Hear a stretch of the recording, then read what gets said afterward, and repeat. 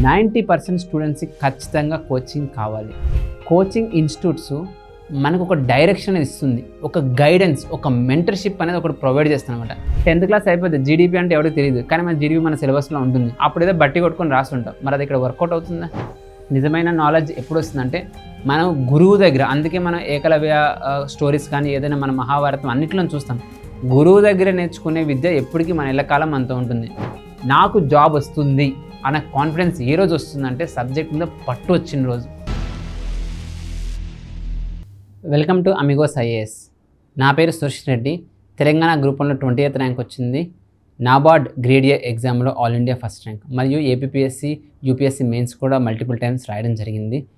ఈరోజు మన టాపిక్ చూడబోయేది అసలు కోచింగ్ అవసరమా, కోచింగ్ లేకుండా మనం ర్యాంక్ కొట్టలేమా, అంత అవసరమా మనం కోచింగ్ ఇన్స్టిట్యూట్ జాయిన్ అవ్వడము అనేది మనం చూస్తే నా ఒపీనియన్లో 90% స్టూడెంట్స్కి ఖచ్చితంగా కోచింగ్ కావాలి. ఎవరో కొంతమంది ఓన్గా చదువుకొని నానా కష్టాలు పడి ఆ బుక్ పైనేసి ఈ బుక్ కిందేసి ఏదో విధంగా సబ్జెక్ట్ చదువుకోగలరు, ప్లస్ ఏదో యూట్యూబ్లో వీడియోస్ చూస్తూ నేర్చుకోగలరు. కానీ అందరి వల్ల అది కాదు. 90% మందికి కోచింగ్ కావాలి. ఎవరైతే మనం సక్సెస్ఫుల్ లిస్ట్ చూస్తున్నాం, ర్యాంకర్స్ని చూస్తున్నాం, వాళ్ళ మెజారిటీ ఏదో ఒక రకమైన కోచింగ్, ఎవరో ఒకరు కోచింగ్ లేకుండా సొంతగా చదువుకొని వస్తారనమాట. సో అందరూ కోచింగ్ లేకుండా సక్సెస్ అవ్వడం అనేది ఇంపాసిబుల్. ఒక మంచి కోచింగ్ చాలా అవసరం. సో మనం సక్సెస్ అవ్వాలంటే మన వెనక ఒక కోచింగ్ ఇన్స్టిట్యూట్ సపోర్ట్ ఖచ్చితంగా అవసరమే. వితౌట్ కోచింగ్ ఎవరో ఒకరు మాత్రమే సక్సెస్ అవ్వగలరు. ఏం చేస్తుంది ఈ కోచింగ్ ఇన్స్టిట్యూట్ మనలో సక్సెస్ తీసుకొని రావడానికి? అసలు ఏంటి కోచింగ్ ఇన్స్టిట్యూట్, ఎందుకు అంత గొప్పతనం, ఎందుకు మనం కోచింగ్ జాయిన్ అవ్వాలంటే అందులో first important point, coaching institutes మనకు ఒక డైరెక్షన్ ఇస్తుంది, ఒక గైడెన్స్, ఒక మెంటర్షిప్ అనేది ఒకటి ప్రొవైడ్ చేస్తుంది అనమాట. ఏ దారిలో వెళ్ళాలి, ఎంత చదవాలి, ఏ సబ్జెక్ట్ చదవాలి, ఎలా చదవాలి, ఎంతవరకు చదవాలి, ఏది ఇంపార్టెంట్, ఏది అన్ఇంపార్టెంట్ అనేది మనకి చేసేదే కోచింగ్ ఇన్స్టిట్యూట్స్. సింపుల్గా చెప్పాలంటే ఒక గూగుల్ మ్యాప్స్ లాంటిది.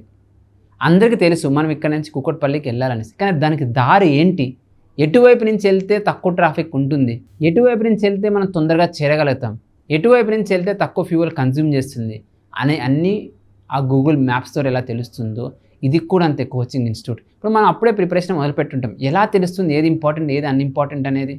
ఎలా తెలుస్తుంది ఏది ఎలా చదవాలి, ఏం టెక్నిక్ వాడుకోవాలి చదువుకోవడానికి అనేసి? మనం ఏదో వేరే ఫీల్డ్ నుంచి వచ్చి ఉంటాం. ఆ ఫీల్డ్ ఈ ఫీల్డ్ ఒకటేనా? మరి ఈ గైడెన్స్ లేకుండా నేను ఒక్కనే గైడెన్స్ తెచ్చుకోలేనంటే, గైడెన్స్ అనేది ఒక విజ్డమ్, ఈ మెంటర్షిప్ అనేది ఒక విజ్డమ్. ఎవరైతే కోచింగ్ ఇన్స్టిట్యూట్లో పనిచేస్తుంటారో వాళ్ళు ఎంతో విజ్డమ్ గెయిన్ చేసి అది మీకు ఇవ్వడం జరుగుతుంది. అది ఒక ఎక్స్పీరియన్స్తో వస్తుంది. సరే, అయితే నేను ఎక్స్పీరియన్స్ తెచ్చుకుంటానంటే, మనం ఎక్స్పీరియన్స్ తెచ్చుకోవడానికి వయసు అయిపోతుంది. 5-6 సంవత్సరాలు ఫెయిల్ అయ్యి అప్పుడు వచ్చిన ఎక్స్పీరియన్స్ ఎగ్జామ్ రాస్తే కోచింగ్ తీసుకుంటే 1 సంవత్సరంలో అయిపోతుంది. అదే మనము ఈ ఎక్స్పీరియన్స్ తెచ్చుకోవడానికి 5-6 సంవత్సరాలు పడుతుంది. ఆ లోపల జీవితం అయిపోతుంది. మనం ఇంకా ప్రిపరేషన్ కూడా ఆపేయాల్సి వస్తుంది. అంటే ఒక 5-6 సంవత్సరాలు మల్టిపుల్ ఎగ్జామ్స్ రాసి తెచ్చుకోవాల్సిన ఎక్స్పీరియన్స్ మీరు ఒక కోచింగ్ ఇన్స్టిట్యూట్ జాయిన్ అయితే ఆ ఎక్స్పీరియన్స్, ఆ గైడెన్స్, ఆ మెంటర్షిప్ అనేది, ఆ డైరెక్షన్ అనేది మీకు వచ్చేస్తుంది. అది మోస్ట్ ఇంపార్టెంట్ పాయింట్. ఒక కోచింగ్ ఇన్స్టిట్యూట్ మనకి ఏమి ఇవ్వగలదు అనేది. రెండో ఇంపార్టెంట్ పాయింట్, సబ్జెక్ట్ని సింప్లిఫై చేస్తుంది.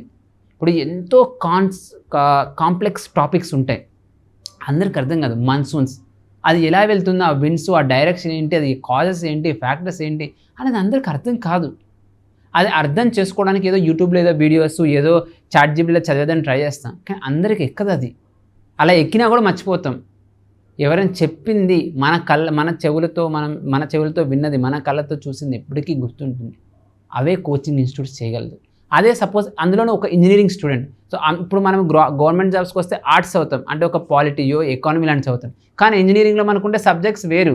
మనం ఏదో physics, chemistry, electrical engineering, chemical engineering అటువంటి సబ్జెక్ట్స్ ఉంటాయి.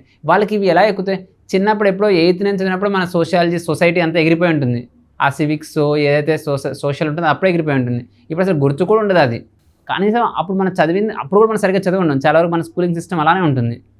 10th క్లాస్ అయిపోతే జీడీపీ అంటే ఎవరికి తెలియదు, కానీ మన జీడీపీ మన సిలబస్లో ఉంటుంది. అప్పుడు ఏదో బట్టి కొట్టుకొని రాస్తుంటాం, మరి అది ఇక్కడ వర్కౌట్ అవుతుందా? ఇది గవర్నమెంట్ జాబ్స్, కాంపిటేటివ్ ఫీల్డ్. నువ్వు చదవకపోతే ఇంకొకటి చదువుతాడు. మన వాడితో ఎలా కంపీట్ అవ్వాలంటే, ఎంత మంచి కాన్సెప్చువల్ అండర్స్టాండింగ్ ఉంటే అంత మంచి మార్క్స్ తెచ్చుకోవాలి. అది తెచ్చుకోవాలంటే కోచింగ్ ఇన్స్టిట్యూట్స్లో ఎంతో సింప్లిఫైడ్గా మీకు అర్థమయ్యే విధంగా ప్లస్ మీకు ఏమైనా డౌట్స్ ఉంటే అవి క్లియర్ చేస్తూ కోచింగ్ ఇన్స్టిట్యూట్స్లో చెప్తారనమాట. అందులో చెప్తున్నాను, ఎక్స్పెషల్లీ ఇప్పుడు ఇంజనీరింగ్స్ ఎక్కువైపోయారు. మన తెలంగాణలో 50% ఇంజనీర్స్ మ్యాక్సిమం. సో వాళ్ళందరికీ అర్థమయ్యేటట్టు చెప్పాలంటే మీరు కోచింగ్ ఇన్స్టిట్యూట్స్ అనేది జాయిన్ అవ్వాలి. నెక్స్ట్ ఇంపార్టెంట్ ఫ్యాక్టర్ ఏంటంటే ఇంటిగ్రేటెడ్ స్టడీ. ఏదో ప్రిలిమ్స్ సపరేట్గా, మెయిన్ సపరేట్గా, ఇంటర్వ్యూ సపరేట్గా కాదు. ఇంటిగ్రేటెడ్, అన్నిటిని లింక్ చేస్తుంది. ఇప్పుడు మనం ఒక టాపిక్ చదువుతున్నాం, అందులో ప్రిలిమ్స్కి ఎక్కడ ఫోకస్ చేయాలి, మెయిన్స్కి ఎక్కడ ఫోకస్ చేయాలి, ఇంటర్వ్యూకి ఎలా చేయాలి, కరెంట్ అఫైర్స్ని ఎలా లింక్ చేయాలి అన్నిటికీ అనే విషయాన్ని మనకి కోచింగ్ ఇన్స్టిట్యూషన్స్లో క్లియర్గా చెప్పడం జరుగుతుందన్నమాట. కాబట్టి మీరు కోచింగ్ జాయిన్ అయ్యారంటే మీకు ఇదంతా అర్థమవుతుంది ఎలా చదవాలనేది. లేకపోతే చాలామంది ప్రిలిమ్స్ క్లియర్ చేస్తారు, అమ్మయ్య నా ప్రిలిమ్స్ అయిపోయింది కదా అనుకుంటారు. ప్రిలిమ్స్ అయితే గోల్డ్ మెడల్ మీరు జాబ్ అమ్మ రండి కూర్చోండి ఫస్ట్ సీట్ మీకే, మీరు డెప్యూటీ కలెక్టర్ అయిపోయారని చెప్పరు. మెయిన్స్ క్లియర్ చేయాలి. అది క్లియర్ చేయాలంటే ప్రిలిమ్స్ అవుతున్నప్పుడు దాన్ని మెయిన్స్ కూడా చూసుకోవాలి. అది ఎలా పాసిబుల్ అవుతుంది? ఒక కోచింగ్ ఇన్స్టిట్యూట్లో పెద్ద పెద్ద ఫ్యాకల్టీ వాళ్ళు చెప్తారు ఇలా చదవాలి, ఇది చెయ్యాలనేసి. మనకు సొంతగా చేసుకోవాలనుకుంటే సొంత కవిత్వాలు, సొంత కథలు రాసినట్టే ఉంటుంది. నిజమైన నాలెడ్జ్, నిజమైన ఎడ్యుకేషన్ అనేది రాదు. నిజమైన నాలెడ్జ్ ఎప్పుడు వస్తుందంటే మనం గురువు దగ్గర. అందుకే మనం ఏకలవ్య స్టోరీస్ కానీ ఏదైనా మన మహాభారతం అన్నిట్లో చూస్తాం. గురువు దగ్గర నేర్చుకునే విద్య ఎప్పటికీ మన ఎల్లకాలం మనతో ఉంటుంది. సొంతగా మనకు మనం నేర్చుకోవాలంటే జీవితంలో ఎదగడం అనేది చాలా కష్టమైపోతుంది. అట్లీస్ట్ 90% మంది అయితే వల్ల కాదు. ఏదో కొంతమంది ఓన్గా చదువుకొని వాళ్ళకి ఏదో కొంచెం గ్రాస్పింగ్ పవర్ ఉంటుంది, వాళ్ళు ఎదిగిపోతారు. వాళ్ళతో మనం కంపేర్ చేసుకోకూడదు. ఖచ్చితంగా ఒక మంచి కోచింగ్ ఇన్స్టిట్యూట్లో మనం జాయిన్ అయ్యి ఆ టెక్నిక్స్, ఆ నాలెడ్జ్ అనేది మనం తెలుసుకోవాలి. తర్వాత ఏంటంటే ఇక్కడ కోచింగ్ ఇన్స్టిట్యూట్స్లో మాక్ టెస్ట్లు కూడా పెడతారు. రెగ్యులర్గా మీ పర్ఫార్మెన్స్ అనేది అసెస్ చేయడం జరుగుతుంది. తిని ఎంసీక్యూస్ ఎలా సాల్వ్ చేస్తున్నాడు, తనకి ఆ సబ్జెక్ట్ ఎలా అర్థమైంది అనే టెస్టులు పెట్టి అసెస్ చేసి దానికంటూ సపరేట్ మెంటర్స్, ఫ్యాకల్టీ వాళ్ళు ఉంటారు అది మానిటర్ చేయడానికి. దానివల్ల మన రియల్ అండర్స్టాండింగ్ కూడా అర్థమైపోద్ది. అదే మనం బయట చదువుకున్నామంటే ఈ ఎవాల్యుయేషన్ అనేది ఏమీ ఉండదు. ఏదో చదువుతూ పోతూ ఉంటాం, చివరిగా ఎంత ఎక్కింది బ్రెయిన్లో, మనకి ఎంత వచ్చిందిరా బాబు అనేది ఏమీ డిస్కషనే ఉండదు. Last and most important part confidence. నాకు జాబ్ వస్తుంది అన్న కాన్ఫిడెన్స్ ఏ రోజు వస్తుందంటే సబ్జెక్ట్ మీద పట్టు వచ్చిన రోజు. ఆ పట్టు ఎప్పుడు వస్తుందంటే మీరు కోచింగ్ ఇన్స్టిట్యూట్ జాయిన్ అయితే మీకు క్లియర్ అండర్స్టాండింగ్, మీరు ఆ నోట్స్ బాగా చేసుకొని బాగా రివైజ్ చేసిన రోజు మీలో కాన్ఫిడెన్స్ వస్తుంది. నేను కూడా సాధించగలను, నేను ఒక డిప్యూటీ కలెక్టర్ అవ్వగలను, నేను ఒక డిఎస్పీ అవ్వగలను, నేను ఒక డిప్యూటీ తహసీల్దార్ అవ్వగలను అనే కాన్ఫిడెన్స్ మీకు రావాలి అనుకుంటే కోచింగ్ ఇన్స్టిట్యూట్ జాయిన్ అవ్వాలి. ఇండివిజువల్గా చదివినప్పుడు మనకి ఏ రోజుకి ఆ కాన్ఫిడెన్స్ అనేది రాదు.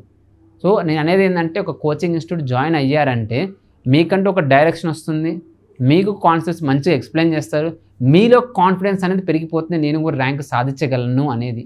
సో అందుకని కోచింగ్ చాలా అవసరం. సో కోచింగ్ అవసరం కదా అనేసి ఎస్ ఇక్కడ కోచింగ్ ఇన్స్టిట్యూట్ ఉంది, బాగా పాపులర్, బాగా మంచిగా మార్కెటింగ్ చేసుకుంటుంది, ఎక్కువ మంది ర్యాంకర్లు వచ్చారా బాబు అనేసి వెళ్ళి జాయిన్ అవ్వడం కాదు. దయచేసి మీరు జాయిన్ అయ్యే కోచింగ్ ఇన్స్టిట్యూట్ గురించి మీరు రీసెర్చ్ చేయండి. ఏం రీసెర్చ్ చేస్తారంటే అందులో ఫ్యాకల్టీ ఎవరున్నారు, ఎందుకంటే మనకు సబ్జెక్ట్ ఇచ్చేది ఫ్యాకల్టీ. యూట్యూబ్లో ఎవరో వచ్చి వీడియోస్ చేసేవాళ్ళు వాళ్ళెవరు కాదు, ఫ్యాకల్టీ. మీకు అక్కడ ఎవరు ఫ్యాకల్టీ ఉన్నారు, ప్రతి సబ్జెక్ట్కి ఎవరు చెబుతున్నారు, సిలబస్ టైంకి కంప్లీట్ చేస్తున్నారా లేదా, మీకు టెస్ట్ సిరీస్ లాంటివి పెట్టి ఆల్రౌండ్ పర్ఫార్మెన్స్ని మీకు అసెస్ చేస్తున్నారా లేదా అనే విషయాలు తెలుసుకోండి. అనే విషయాలు తెలుసుకొని ఒక మంచి కోచింగ్ ఇన్స్టిట్యూట్ జాయిన్ అవ్వండి. మీ సక్సెస్లో సగం పాత్ర అదే పోషిస్తుంది. భవిష్యత్తులో మీ సక్సెస్లో సగం పాత్ర అదే పోషిస్తుంది. సపోజ్ మనం ఒక మంచి స్కూల్లో చదువుకుంటాం, ఆ వ్యక్తి యొక్క స్కిల్స్ వేరు, ఒక బట్టి కొట్టించే స్కూల్లో చదివితే తన యొక్క స్కిల్స్ వేరు. సో మీకు ఇది ఒక స్కూల్ లాంటిది. మీలో ఒక స్ట్రాంగ్ ఫౌండేషన్, ఒక ఇంటికి పునాది ఎట్లాగో మీకు అటువంటి పునాది వేసేదే కోచింగ్ ఇన్స్టిట్యూట్.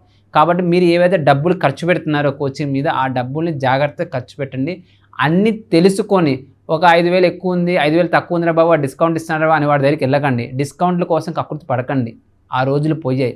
రేపు మీరు జాబ్ తెచ్చుకుని మహా అయితే ఫీజు 30,000, 40,000, 50,000 ఉంటుంది. రేపు మీ జాబ్ వస్తే శాలరీ ఎంత, ఒక నెల శాలరీ ఇక్కడ ఒక 1 మంత్ కోచింగ్ ఇన్స్టిట్యూట్ అంతే. మీరు డబ్బుల గురించి ఆలోచించకండి. సరైన కోచింగ్ సెంటర్ ఎక్కడైతే ఉందో ది బెస్ట్ కోచింగ్ ఇన్స్టిట్యూట్ అయితే మీరు తెలుసుకోండి, జాయిన్ అవ్వండి, సక్సెస్ అవ్వండి. సో అది ఆల్ ది బెస్ట్.